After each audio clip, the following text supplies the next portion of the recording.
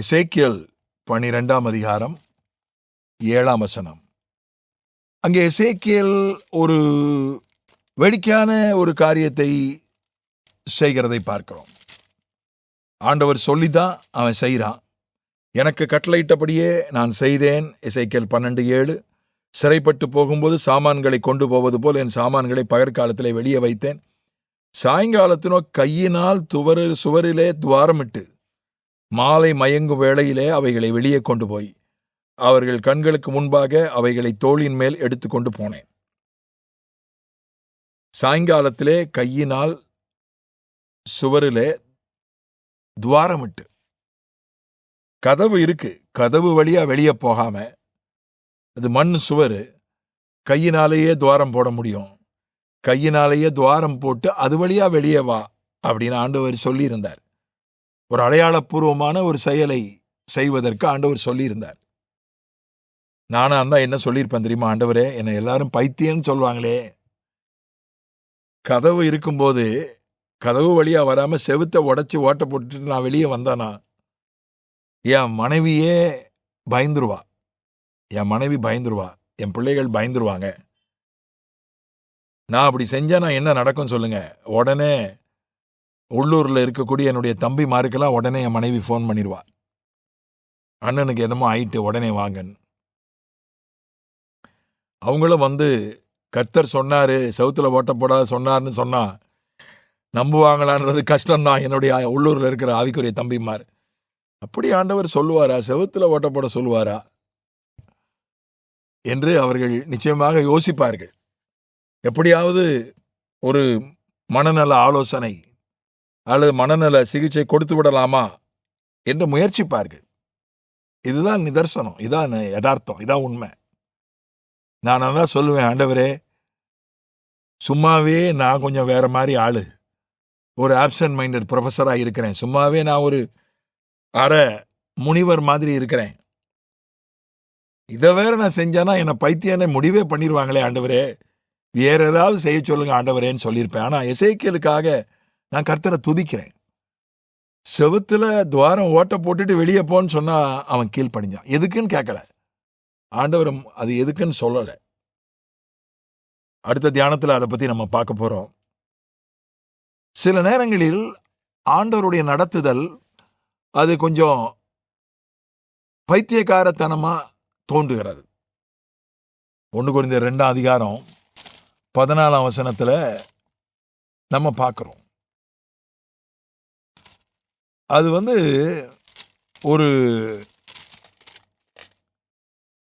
ஜென்ம சுபாவமான மனுஷனோ தேவனுடைய ஆவிக்குரியவைகளை ஏற்றுக்கொள்ளான். அவைகள் அவனுக்கு பைத்தியமாக தோன்றும். அவைகள் ஆவிக்கு ஏற்ற பிரகாரமாய் ஆராய்ந்து நிதானிக்கப்படுகிறவைகள் ஆனதால் அவைகளை அறியவும் மாட்டான். ஜென்ம சுபாவமான மனுஷன், ஜென்ம சுபாவமான மனுஷனா அவன் ரட்சிக்கப்பட்டவன் தான். முதல்ல ரட்சிக்கப்படாதவனுக்கு இந்த சுவிசேஷமே பைத்தியமாய் தோன்றுகிறது. 1 கொரிந்தியர் 1:21. எப்படி எனில், தேவ ஞானத்துக்கேற்றபடி உலகமானது சுய ஞானத்தினாலே தேவனை அறியாதிருக்கையில் பைத்தியமாய் தோன்றுகிற பிரசங்கத்தினாலே விசுவாசிக்கிறவர்களை ரட்சிக்க தேவனுக்கு பிரியமாயிற்று.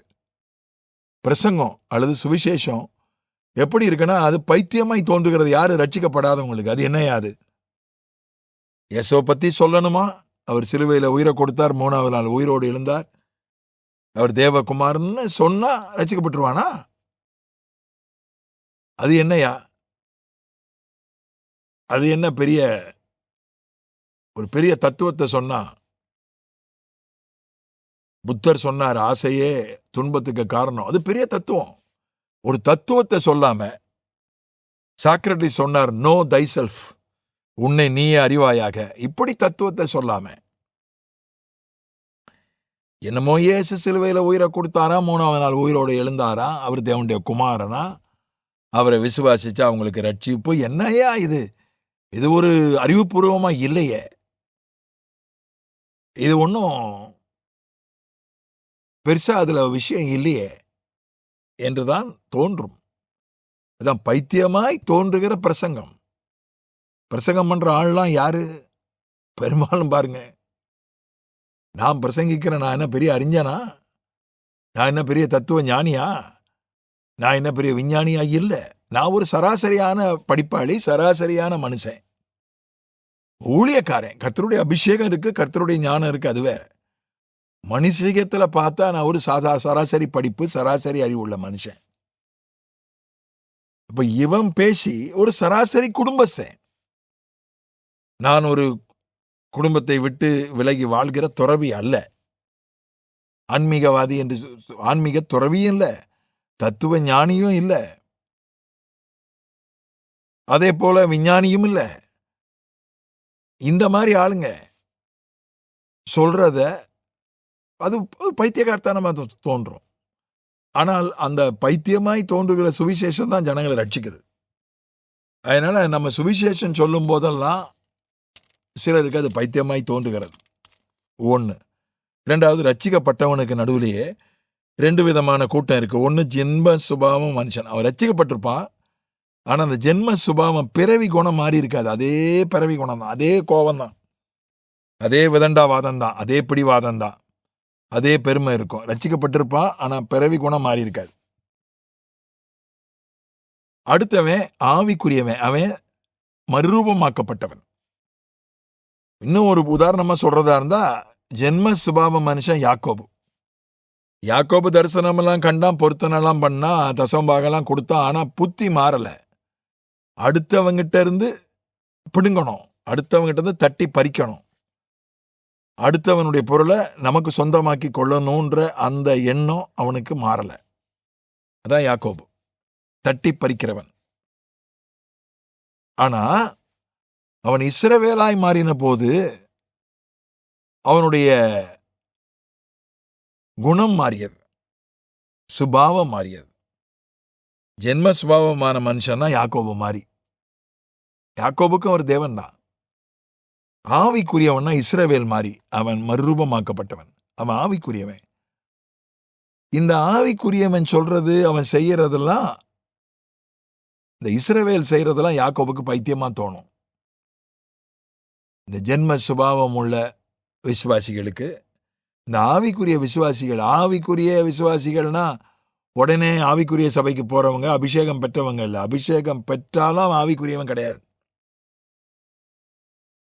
அவனுடைய அவனுடைய பிறவி குணம் எல்லாம் மாறி இருக்கணும். அவனுடைய பிறவி குணம் எல்லாம் மாறி ஒரு புதிய குணம் வந்தவன் தான் ஆவிக்குரியவன். நான் அபிஷேகம் பெற்றிருக்கிறேன், அந்நிய பாஷை பேசுறேன், நான் குதிக்கிறேன், ஆடுறேன், பாடுறேன், எங்க சபையே எல்லாம் நாங்கள் நகை போட மாட்டோம், நாங்கள் வெள்ளை தான் உடுத்துவோம், மருந்து எடுக்க மாட்டோம், எங்கள் ஊழியக்காரெல்லாம் கல்யாணம் கட்டாத பரிசுத்தவான்கள், நாங்கள் ஆவிக்குரியவன், எங்களை விட யார் ஆவிக்குரியவர்கள் இல்லை. பைபிள் சொல்ற ஆவிக்குரியவங்க அது கிடையாது. எவனுடைய பிறவி குணம் மாறி புது குணம் வந்திருக்கோ அவன் தான் ஆவிக்குரியவன். ஜென்ம சுபாவமானவன் யார்? ரட்சிக்கப்பட்டவன் தான், அபிஷேகம் பண்ணப்பட்டவன் தான், ஆவிக்குரிய சபைக்கு போறவன் தான், ஆனால் பிறவி குணம் மாறல, அவன் ஜென்ம சுபாவமானவன். இந்த ஜென்ம சுபாவம் உள்ள விசுவாசிக்கு ஆவிக்குரியவன் பண்றதெல்லாம் பைத்தியமா தோன்றும். அவன் பண்றது, அவன் பேசுறது, அவன் ஜெபம் பண்றது, அவன் ஜெபம் கூட பைத்தியமா தோன்றும். என்ன இப்படி ஜெபிக்கிறான் அப்படின்னு தோன்றும். அதனால இந்த மொத்தவன் நம்மளை ஒரு மாதிரி நினைப்பானே, ஒரு மாதிரி பேசுவானேனாலே நம்ம ஆவிக்குரிய வாழ்க்கை வாழ முடியாது. எவன் என்ன நினைச்சா என்ன, நம்ம ஆண்டவரோட சொல்றதை கேட்போம். அதனாலதான் பவுல் சொல்றான், நான் கிறிஸ்துவுக்கு பைத்தியக்காரனாக இருக்கிறேன் என்று பவுல் சொல்றான். அதனால கிறிஸ்துவுக்கு பைத்தியக்காரர்களாக இருக்கிறவர்களால தான் ஆவிக்குரிய வாழ்க்கை வாழ முடியும். ஆமென்.